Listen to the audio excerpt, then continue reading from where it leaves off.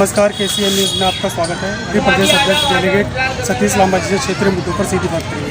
सतीश जी, खबर control news में आपका स्वागत है सर। सबसे पहले जान लेंगे, दिल्ली का 2024 का माहौल कैसा लग रहा है इस बार आपको? सबसे पहले तो रेल जी KCN न्यूज़ की वजह से आप आए हैं यहाँ पर, आपका मैं तहे दिल से स्वागत करता हूँ। और जो अभी आपने फरमाया कि इस 24 के चुनाव में अभी ये मेरे साथीगण मेरे साथ बैठे हैं, ये ना तो किसी राजनीतिक पार्टी से हैं, ना ही इनका किसी राजनीतिक पार्टी से रुचि है।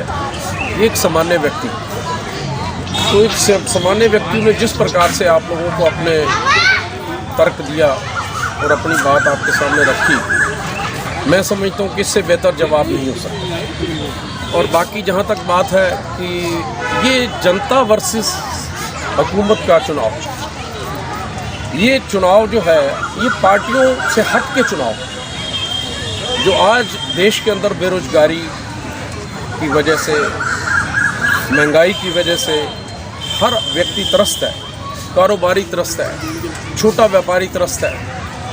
तो इस मुद्दों पर ही मैं समझता हूँ कि लोग वोट करेंगे और करना भी चाहिए। जहाँ तक बात है, कई दफ़ा मुझे इस बात का बड़ा दुख होता है कि ये सरकार धार्मिक मुद्दों को उठाकर देश के सामने रखते हैं। धर्म के नाम पर वोट नहीं मांगना चाहिए, विकास के नाम पे मांगे, महंगाई के नाम पे मांगे, तो बात समझ में आती है। हर आदमी, आज आपने देखा है कि सिंह साहब भी बैठे हैं, हर मज़हब के लोग मेरे साथ बैठे हैं, हम सभी का आदर करते हैं। हमारे बीच में क्या हमारे से राम दूर चले गए? आज मैंने पत्राचार के माध्यम से देखा, मुझे बड़ा दुख लगा कि हमारे वज़ीर आज़म साहब ये फरमाते हैं कि ये लोग इस देश से राम को रवाना करना चाहते हैं।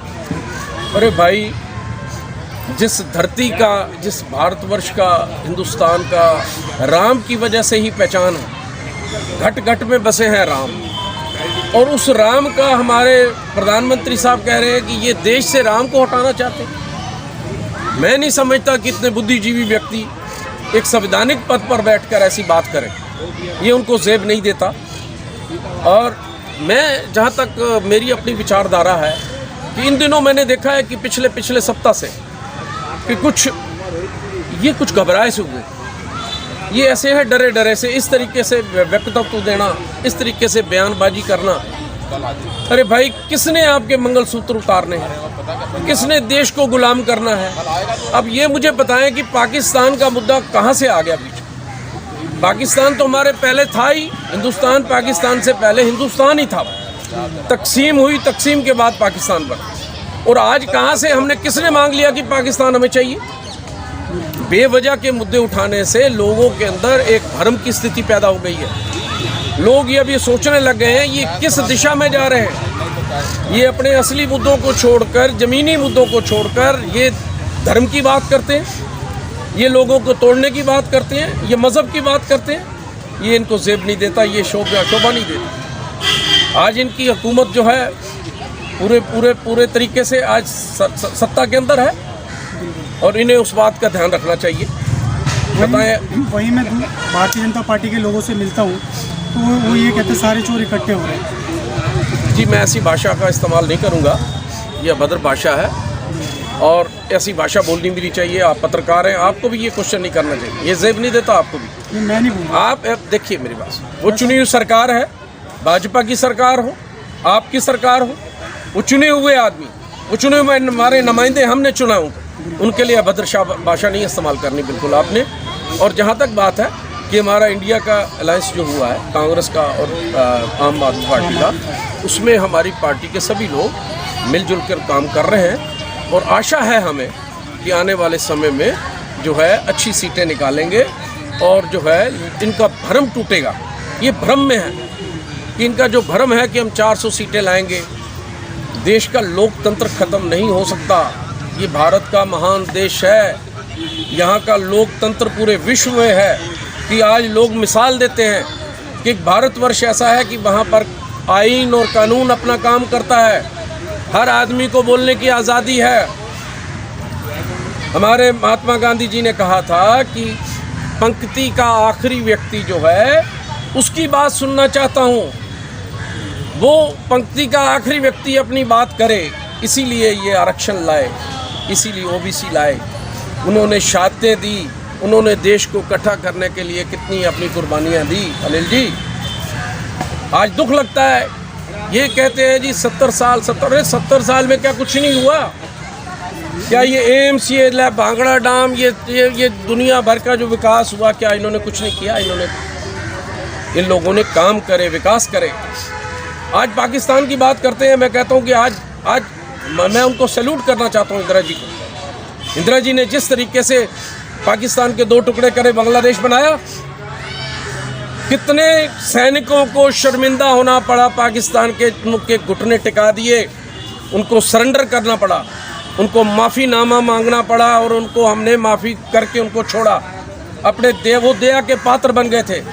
आज ये पाकिस्तान की बात करते हैं। अरे भाई, इससे पहले देश चला, क्या विकास नहीं हुए क्या? नहीं, हमारा भारत इकोनॉमिक में आज 5वें नंबर पे पहुंच गया सर। बिल्कुल पहुंच गया। हमें इस बात का गर्व है, फ़ख्र है।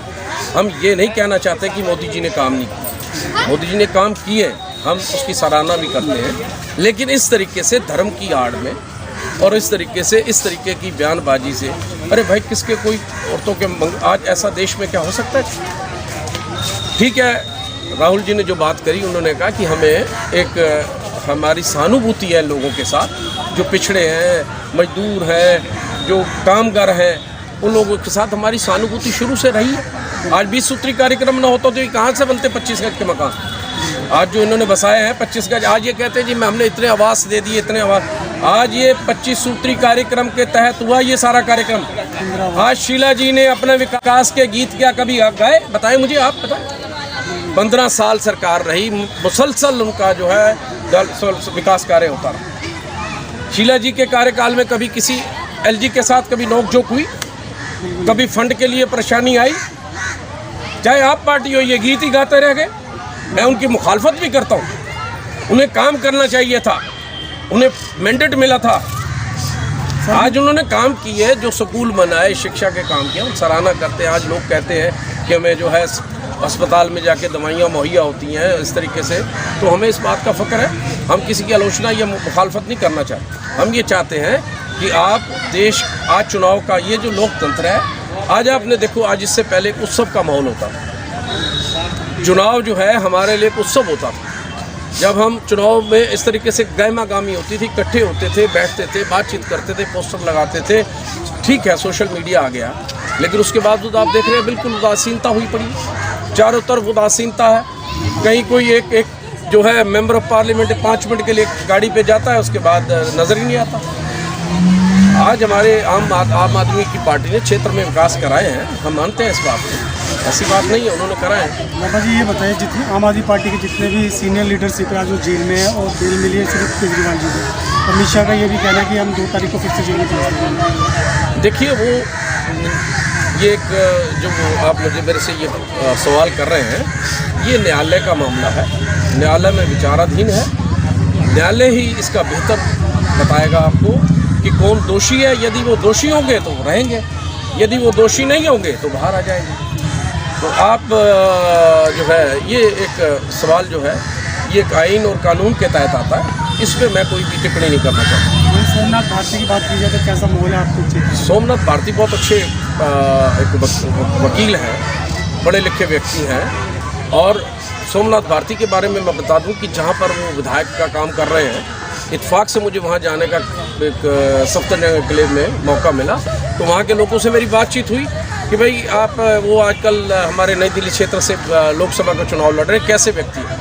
तो उन्होंने बताया कि नहीं, उनकी एक वर्किंग है, एक कार्यशैली है कि वो हर क्षेत्र के अंदर उन्होंने अपने सोशल मीडिया पे आदमी रखे हुए हैं कि आज ये नाली की प्रॉब्लम है, आज ये सीवर की समस्या है, ये तो आप सोशल मीडिया पे उनको उसके माध्यम से बताते हैं कि साहब F ब्लॉक में आज ये सीवर बंद है।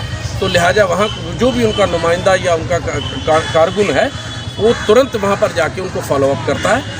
और इस तरीके से उनकी कार्यशैली बहुत अच्छी है और बड़े बेबाकी से बोलने वाले आदमी हैं। और काफी बीच में उनके इल्ज़ाम भी लगाए गए थे सर, उससे कोई नुकसान नहीं हुआ कुछ? वो उनकी ज़ाती ज़िंदगी है, मैं उस पर टिप्पणी नहीं करूँगा। उन पर क्या इल्ज़ाम लगे नहीं लगे, उनका अपना ज़ाती उनकी ज़िंदगी है, उस पर हमें कोई बोलने का अधिकार नहीं। वही सर, नॉर्थ ईस्ट की बात करें तो कन्हैया कुमार को भी पत्थर मारा गया। वो एक बहुत ही, मैं उसकी मजम्मत करता हूँ और बहुत ही अभद्र काम है। इस तरीके से किसी भी व्यक्ति को वो जो है इस तरीके से उसके साथ ऐसा व्यवहार नहीं करना चाहिए। दर्शकों को अंत में मैसेज दीजिए सर। मैं तो यही इनसे कहूँगा कि ये सब बुद्धिजीवी लोग हैं, ये सब बेहतर मेरे से जानते हैं कि आप जो मुनासिब समझे। आप देखें कि देश किस दोराहे पे खड़ा है। आने वाले वक्त में हमने अपने बच्चों के भविष्य के लिए देखना है, उसका मुस्तकबिल कहाँ जा रहा है। आने वाले टाइम में अपने कारोबार को देखना है, हमने विकास को देखना है। आज यहीं पर बैठे हैं पार्क के अंदर ही, आप देख लें 15 साल यहाँ भाजपा की सरकार रही। आप मेरे साथ अनिल जी एक चक्कर लगा लें इस पार्क के अंदर, आप देखेंगे ये लवारस पार्क है। दुख लगता है इस बात का कि भाई आपको फंड अवेल हुआ, विधायक फंड मिला, कहाँ गया। ये तर्क देना कि साहब ये डीडीए के अंतर्गत आता है, तो डीडीए के अंतर्गत आता है तो भाई एमपी भी तो आपका था, कहाँ गया आपका एमपी? तो इनका हमने पिछले 5 साल देखा ही नहीं कभी। वो मोहतरमा कभी ये 10 आदमी बैठे हैं, कभी उनके आपको दर्शन हुए तो बता दो। वो कभी नहीं आई। अरे भाई जब फंड तुम्हारा एमपी हेड का है तो यहाँ पर डीडीए तो उनके अंडर आती है, केंद्र सरकार के अधीन आती है। तो आप इस पार्क का उधार क्यों नहीं कराते? एक पार्क है यहाँ पर, सभी लोग, रमेश नगर, कीर्ति नगर, आपका सारा ये मेन पार्क है। चेहरा बदल दिया भारतीय जनता पार्टी ने सर। मैं जी बांसुरी स्वराज को ले आए। जी जी, क्या लगता है कुछ होगा? जी वो तो एक फाइट लड़ाई है, एक लोकतांत्रिक लड़ाई है। बांसुरी जी स्वराज जी की बेटी हैं। स्वराज जी का हम भी आदर करते हैं, बहुत अच्छी वक्ता थी और उनकी बेटी है। हम उन्हें आशीर्वाद भी देते हैं, हमारे लिए बच्ची है, तो ऐसी कोई बात नहीं। हमें किसी से कोई मतभेद नहीं दोस्त। अनिल जी आपको तो पता है, आप तो मेरी कार्यशैली से वाक़फ़ है और हमें किसी से कोई मतभेद नहीं। हमें तो सिर्फ ये चाहिए कि आने वाले वक्त में जो भी व्यक्ति वोट डाले वो ये देख के डाले कि आने वाले वक्त के अंदर इनके बच्चों का भविष्य कहाँ खड़ा है, देश का भविष्य कहाँ। देश है मुख्य, पार्टियाँ आएंगी जाएंगी, सतीश लांबा आएगा चला जाएगा, कई आए कई चले गए। तो मेरी सभी से गुजारिश है आपके माध्यम से, चैनल के माध्यम से, कि जो भी व्यक्ति अपनी जो है इस तरीके से अपना वोट करें और वोट जरूर करें। शुक्रिया, धन्यवाद, बहुत बहुत मेहरबानी। क्या लगता है सर, कैसा माहौल रहेगा इस बार लोकसभा चुनाव के अंदर? अब की बार आम आदमी पार्टी और कांग्रेस का अलायंस जीतेगा 7 सीटों को। क्या कहना चाहोगे सर? क्या नाम है शुभ आपका? मेरा नाम वीरेंद्र। हाँ वीरेंद्र जी, कैसा माहौल है इस बार? माहौल बहुत बढ़िया है। बढ़िया। 400 कर रहे हैं, जमुना पार जाएंगे जी 400 वाले। जमुना पार जाएंगे? हाँ, ये सिर्फ टेम्परेरी, आपने जो बोलना बोल रहे हैं ये लोग, कोई बात नहीं, ये तो फॉर्मेलिटी है एक तरह की। लेकिन भाजपा वाले कह रहे हैं तो वो तो गुमराह कर रहे हैं लोगों को। सही, कौन कर रहे हैं गुमराह? आम आदमी पार्टी। अरे इन्होंने काम देखे हैं आपने? आम आदमी पार्टी ने काम जो 15 साल से बीजेपी ने नहीं किए हैं आज तक। आप बताएं सर, शुभ नाम आपका? सुदेश वजवा। सर भल्ला जी बताइए, कैसा माहौल रहेगा इस बार? माहौल तो इस टाइम 50-50 है, कुछ नहीं कह सकते, किसी साइड छूट सकता है, किसी साइड में? किसी से इस टाइम 50-50 है। आप बताएं सिंह साहब। हाँ जी, मेरा नाम कुलराज सिंह अरोड़ा है जी। अब यह है कि दोनों तरफ से जोर चल रहा है जी, और उम्मीद है कि अलायंस वाले शायद जीत जाएंगे।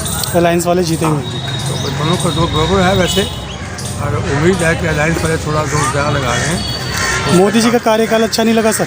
नहीं, ठीक है, उनका कार्यक्रम बहुत अच्छा भी नहीं है और बहुत माड़ा भी नहीं है, ठीक है, अच्छी बात नहीं है, ठीक है। बाकी आप?